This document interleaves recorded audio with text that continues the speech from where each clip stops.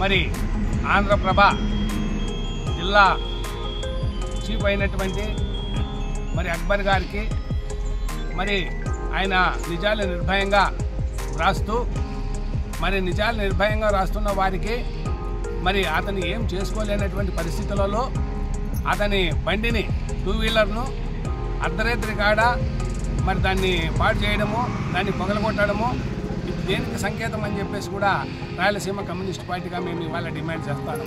నిజాలను నిర్భయంగా రాసే జర్నలిస్టులను ఏమి చేయలేక మరి వాళ్ళ బండ్ల పైన వారిపైన దాడి చేయడం ఇది సంకేతం అని చెప్పేసి కూడా ఈ సందర్భంగా తెలియజేస్తాను.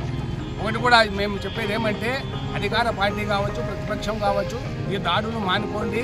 ఎందుకంటే ఇవాళ ప్రజాస్వామ్యంలో ఉన్నాం మనము. జర్నలిస్టు పైన ఈ విధంగా దాడులు చేయడం అంటే అది చాలా తప్పు. దాన్ని మేము తీవ్రంగా వ్యతిరేకిస్తున్నాము.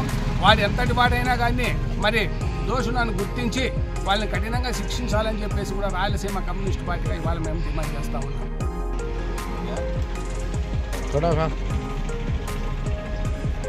అనంతపురం జిల్లా ఆంధ్రప్రభ బ్యూరోగా పనిచేస్తున్నటువంటి అక్బర్ నిజాన్ని నిర్భయంగా రాసినందుకు మొన్న ఆదివారం రోజు అతని ఇంటి వద్ద ఉన్నటువంటి 2 వీలర్ వాహనాన్ని మరి నిజాన్ని నిర్భయంగా రాసినందువల్ల దుండగులు అర్ధరాత్రి సమయంలో వచ్చి ఆ వాహనాన్ని తొక్కి ధూమును పాల్గొట్టి పైశాసికంగా దానిపైన చేయడం జరిగింది.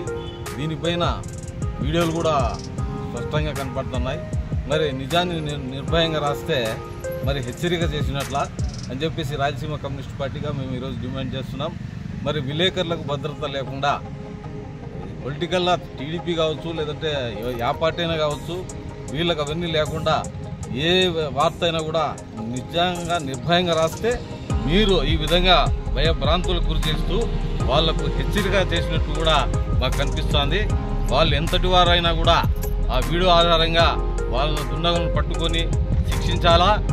అతన్ని వెనక ఎవరైనా ఆ దుండగలు వెనక ఎవరైనా ఉన్నారో అతన్ని కూడా పూర్తిగా శిక్షించాలని చెప్పేసి కూడా రాయలసీమ కమ్యూనిస్ట్ పార్టీగా మేము డిమాండ్ చేస్తున్నాం. మీరు అలా చేయని పక్షంలో దశల వారి ఉద్యమాలు చేసైనా కూడా ఎంతటి వారైనా కూడా వాళ్ళని శిక్షించాలని చెప్పేసి కూడా మేము డిమాండ్ చేయడం జరుగుతుంది.